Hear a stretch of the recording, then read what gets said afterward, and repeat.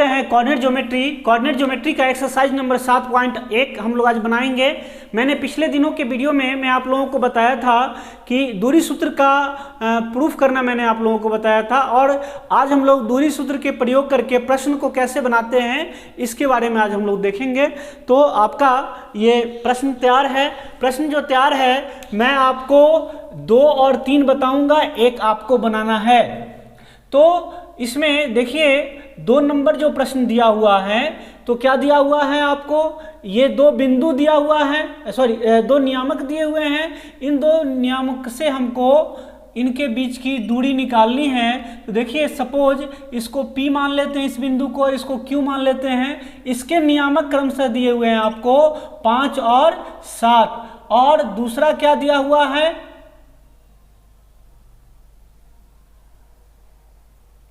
दूसरा आपको दिया हुआ है -1 और 3।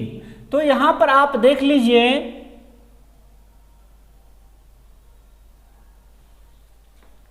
कि PQ बराबर √ x2 - x1।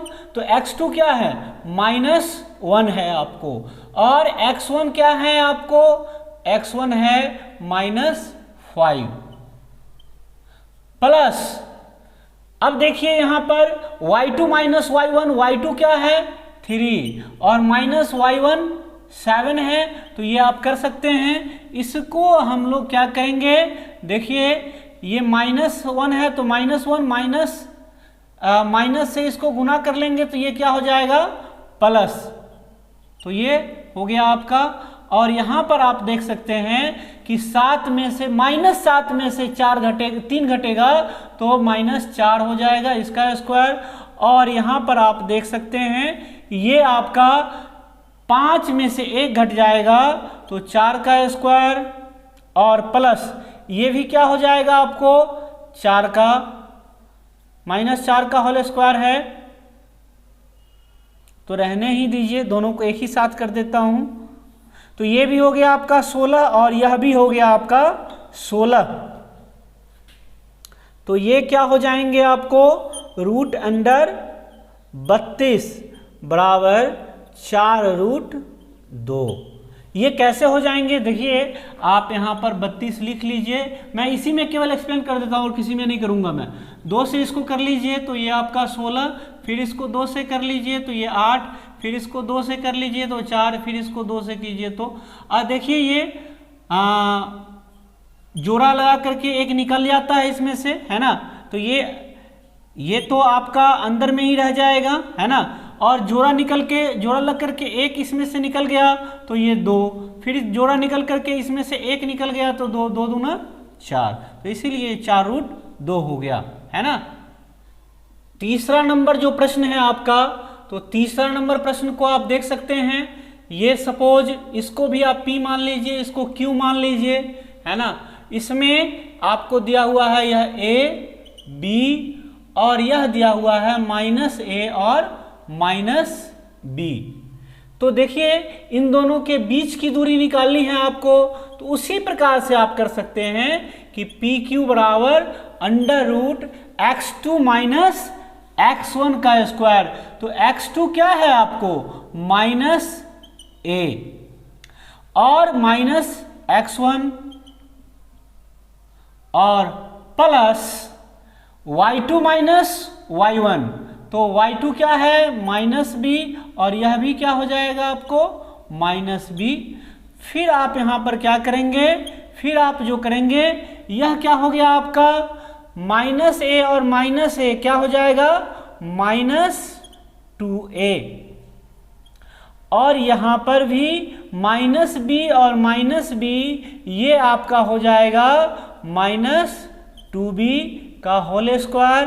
तो ये आपका जो हो गया यह क्या हो गया 4A² और प्लस 4B²।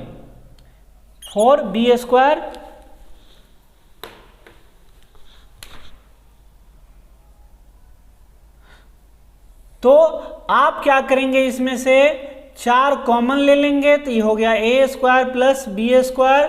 और यहां पर देखिए 4 का वर्गमूल क्या हो जाएगा 2, और ये अंदर में ही रह जाएंगे ए स्क्वायर प्लस बी स्क्वायर। तो इसी प्रकार से इस प्रश्न को आप बना सकते हैं। मैं उम्मीद करता हूं कि आप एक का पहला नंबर जो प्रश्न है इसे आप जरूर बना लेंगे, और इसी तरह से आप लाइन को ड्रॉ करके और आसानी से बना लेंगे। सूत्र याद रखने की कोई जरूरत नहीं है ना। दूसरा में से पहला को घटाना है, दूसरा में से पहला को घटाना है, वर्ग करना है, योग करना है। नंबर प्रश्न में क्या कह रहा है, आपको दिया हुआ है कि बिंदु 0 0 और मतलब नियामक के 0 0 और 36 15 के बीच की दूरी ज्ञात करनी है। तो बहुत ही आसान है, आप उसी तरह से जैसे उसको माने हैं उसी तरह से इसको P और इसको Q मान लीजिए, है ना। एक बिंदु क्या दिया हुआ है 0 0 और दूसरा आपको दिया हुआ है कितना 36 और 15। इन दोनों के बीच की दूरी आपको निकालनी है और बहुत ही आसान है। सबसे आसान है यह PQ बराबर अंडर रूट, और आप देखिए क्या करेंगे 0 माइनस 36, 0 माइनस 36 क्या x2 माइनस x1 का होल स्क्वायर और प्लस y2 माइनस y1 का होल स्क्वायर। तो y2 क्या है आपका 15 माइनस 0 का स्क्वायर। देखिए इसमें कहीं भी कोई दिक्कत नहीं है, आपको समझने की जरूरत है। अगर आप समझ लेते हैं तो आपका हर एक प्रॉब्लम दूर हो सकता है, नहीं समझिएगा तो फिर दिक्कत ही दिक्कत रह जाएगा, है ना। तो सूत्र का प्रयोग करना आप सीखिए। देखिए यहां पर कि अगर आप ये 0 माइनस 36 है ना, तो इसको आप करेंगे तो 0 में से 36 घटेगा तो 36 रह जाएगा ना। तो ये आपका क्या माइनस 36 का स्क्वायर और प्लस 15 का स्क्वायर। ठीक है, समझ रहे हो, कोई दिक्कत है इसमें नहीं। तो देख लो 36 का स्क्वायर कर दोगे तो ये आपका 1296, 15 का स्क्वायर कर दोगे तो 225। जोड़ने आता है कि नहीं आता है जोड़ना? जोड़ लोगे ना। तो देख लो ये इसको जोड़ोगे तो 11 और इसको जोड़ोगे तो ये 12 हो जाएगा, और ये 4 और 1 5 और ये हो गया 1। कहीं भी कोई दिक्कत नहीं इसमें। और इनका वर्गमूल निकालोगे तो ये क्या हो जाएगा आपका 39।